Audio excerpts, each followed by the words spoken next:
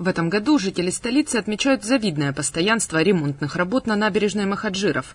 Начатое предыдущим мэром Сухума Каном Кварча благоустройство набережной продолжает новый глава администрации Беслан Эшба. Пристальное внимание именно к этому пешеходному участку столичный мэр объясняет элементарной последовательностью. Я не сторонник того, чтобы что-то сделать частично и потом перепрыгивать на что-то другое. Часть, как вы знаете, набережной восстановлена, посажены пальмы. Уложили новую плитку, а часть набережной осталась немножко без внимания. Поэтому мы этот промежуток от кафе «Пингвин» до драмтеатра решили закончить. Приводится в порядок территория вокруг Абхазского театра. На участке от Брехаловки до Амры переукладывают плитку, искривленную корнями эвкалиптов. А от Амры до Пингвина реализуется проект по расширению набережной. То есть тротуар с бордюрами убрали, и на этой части будет выложена плитка, но на одном уровне с асфальтом. Концепцию безбарьерной среды часто реализуют на пешеходных участках для удобства мам с колясками и людей с ограниченными возможностями.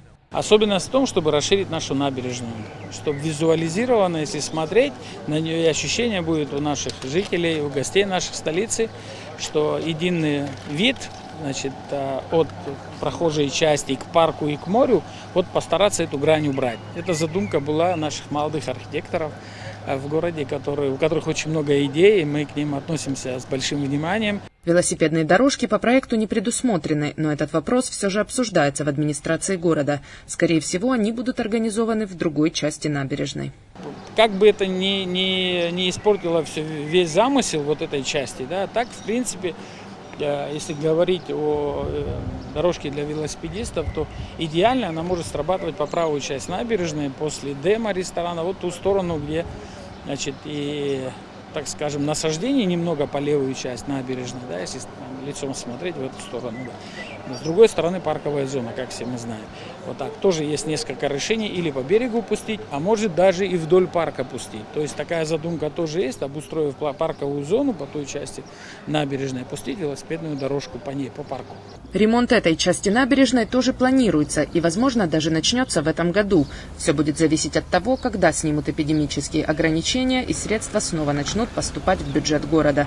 Кстати, нынешнее благоустройство лишь частично финансируется из городской казны. Нашего городского бюджета приобретаем только плитку, а работы будут выполняться собственными силами друзей, инвесторов, так скажем, и собственными силами. Так. И здесь у нас та парковая часть, которую вы видите, которая будет допосажена другими деревьями еще и кустарниками, они тоже будут, часть будет из городского бюджета, часть будет уже в виде помощи.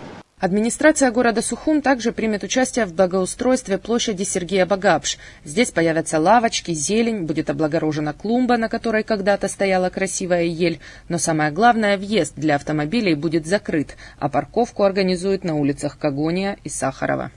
Мы также планируем и дальше, чтобы вы понимали, саму площадь Багапш привести в порядок. Клумба центральная, которая там стоит, там тоже будут в ближайшее время начаты работы по ее восстановлению, обустройству. Там будут зеленые насаждения, скорее всего это будет самшит. Потому что далеко уходить в этом плане не хотим, потому что там же предполагается большой проект по площади Багапш, по которой работает государственная комиссия. Но во всяком случае от того безобразия, которое сейчас там творится, машины заезжают, вы знаете, и очень неприглядный вид у этой клумбы. Мы ее приведем в порядок тоже в ближайшее время. И в перспективе туда проезд автомобилей будет закрыт. Пользователи соцсетей часто высказывают мнение, что в столице, кроме набережной, как будто ничего не ремонтируют, в то время как тротуары даже в центральной части города представляют собой полосу препятствий для пешехода. Беслан Эшба подтвердил, что восстановлению тротуаров и парков также будет уделено внимание. Безусловно, наш город пешеходный, он таким и должен быть.